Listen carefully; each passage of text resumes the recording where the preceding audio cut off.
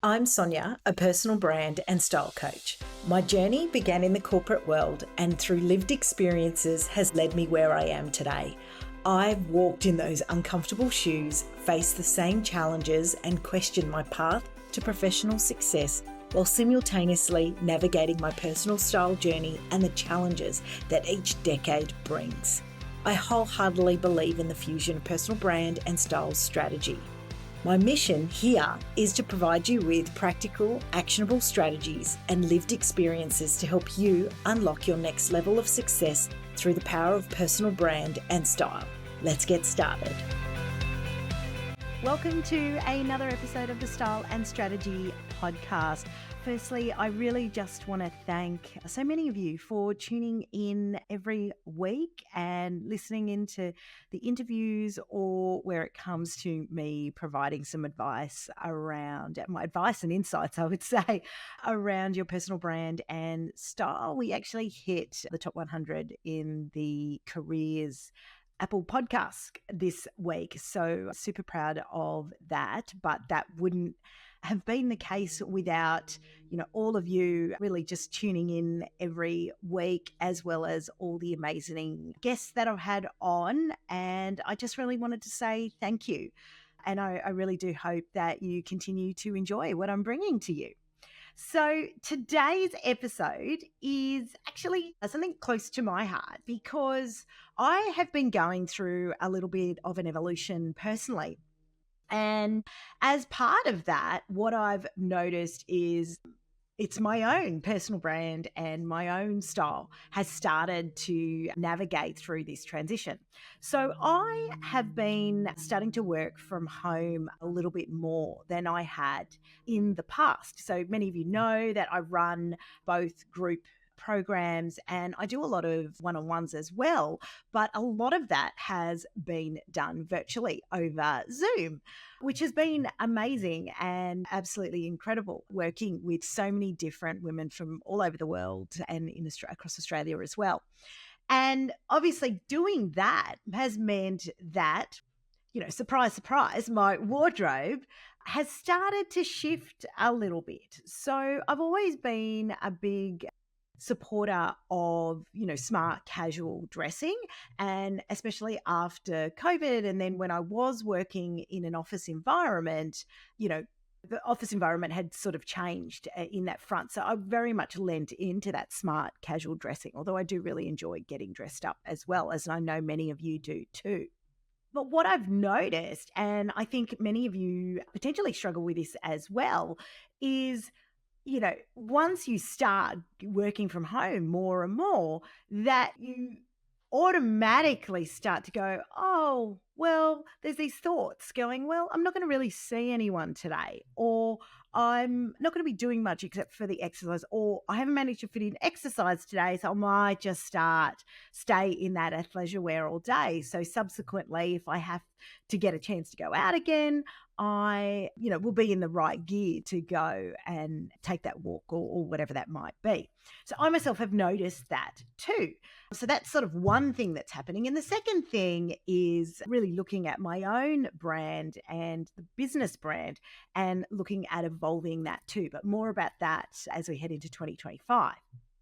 Now, what I wanted to share with you today was sort of three key things that I am doing to make sure that I don't start to fall in the rut. So I really wanted to make it clear that I have identified, that I'm starting to feel like that, and I've started to notice that in some of the pieces that I've pulled out to wear.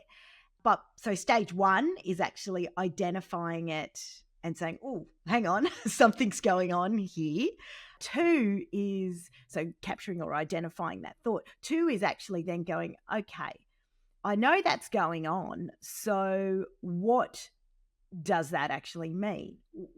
Where do I want to actually take this? So actually starting to think about some deliberate actions, because what I find can happen is if we don't catch that thought, then you can start to fall into this rut really when it comes to your brand and your style, in that you start to wear those same pieces, not because they make you feel amazing or they really align with your brand. It's just because it started to become a habit.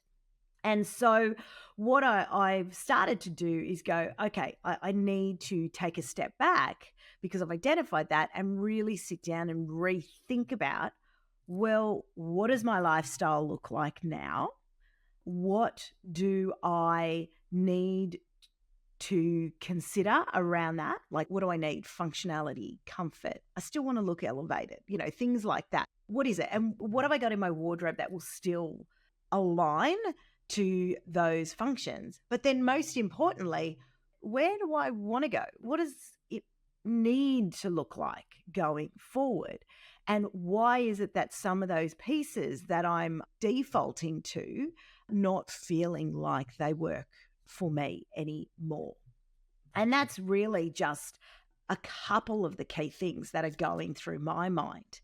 So the second thing that I really want you to start to think about is all around identifying that future state.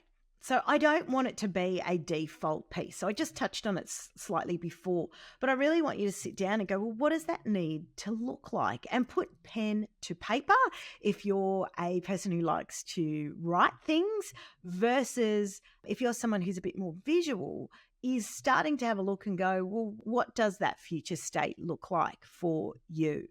And that might be in the form of what I would describe a mood board, a vision board, something like that. Or even looking at individuals where that style sort of aligns or that brand really resonates for you.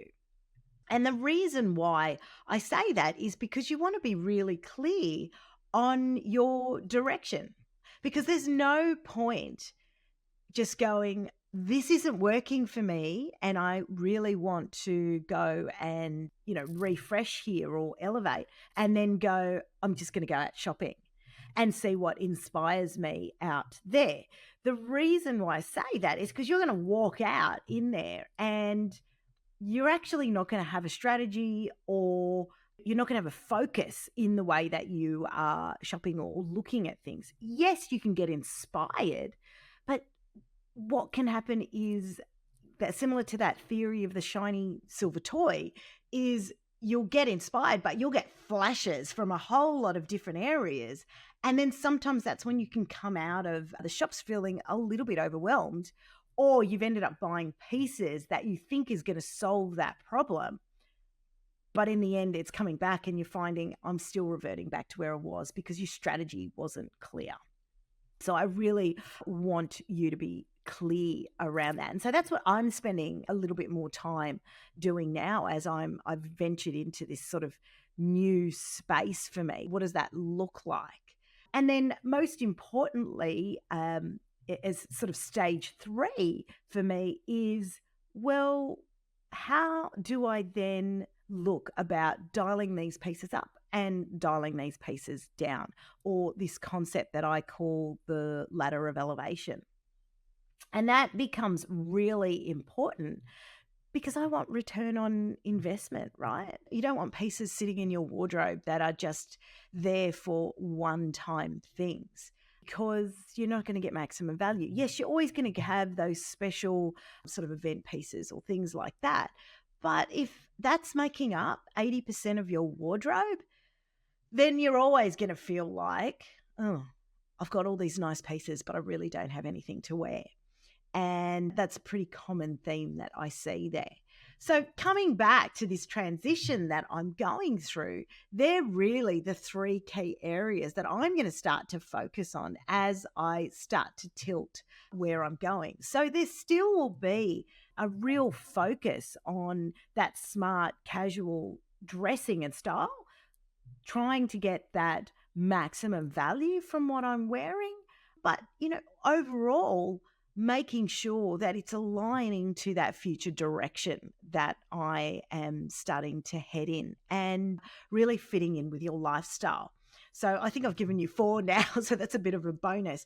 But I would love for you, if you are thinking about things are starting to shift in my life, or perhaps your lifestyle is changing, perhaps your career is changing. And, maybe you're the opposite to me. Maybe your workplace is starting to get more dressier rather than, the smart casual. Maybe you've taken on a role that requires you and your brand to really elevate.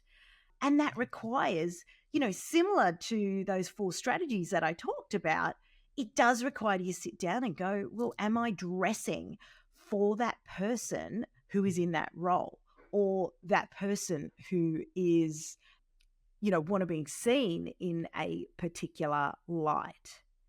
So I'll keep you updated on my journey and you'll see a bit of that. But it's definitely, I can feel that shift happening.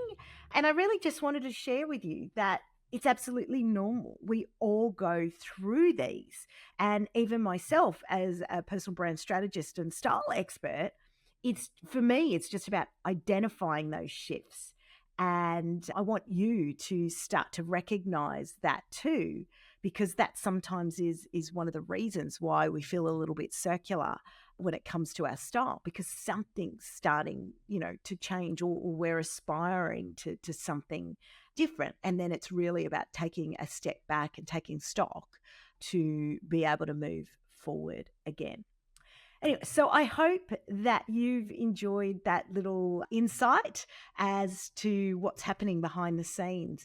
And I've actually got a free wardrobe checklist that I have put together that might help you a little bit if you've got that vision already clear, but you're thinking about, well, what are those cool pieces that I really need to be able to mix and match and do a lot more of? So I will put the details of that in the show notes, and go grab your free copy and let me know how you go. Thank you so much for being part of this inspiring episode. If you found value in today's discussion, please don't keep it a secret. Share it with a friend on social media, tag me at Your Style Collective, and leave a review. Your support means the world. Join me again next week for another empowering episode of Style and Strategy, the Leadership Series.